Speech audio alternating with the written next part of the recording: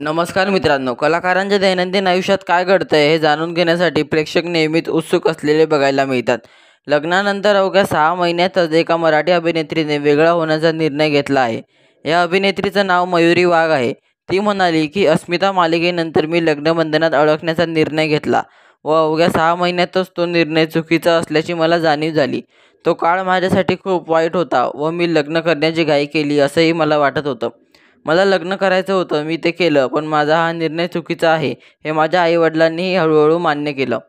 हळूहळू काही चुकीच्या घटना होताना मला दिसत होत्या, पण मी त्यातून स्वतःला हिंमत देण्याचा खूप प्रयत्न केला.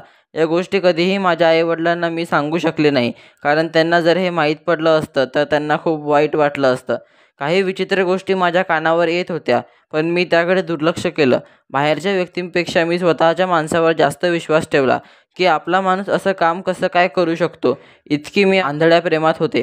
पण मला सत्यता कळताच मी 6 महिन्यातच वेगळा होण्याचा निर्णय घेतला. अभिनेत्री मयुरी वाघ हिने मित्र म्हणे या पॉडकास्टवर तिच्या घटस्फोटाबद्दल सांगितलं आहे आणि याबद्दल पियुष रानडेविषयी ती पहिल्यांदाच व्यक्त झाली आहे. तर तुम्ही अस्मिता मालिका पाहिली होती का? कमेंट करून नक्की सांगा व अशाच खऱ्या बातम्या जाणून घेण्यासाठी आपल्या चॅनलला सबस्क्राईब करायला विसरू नका. धन्यवाद.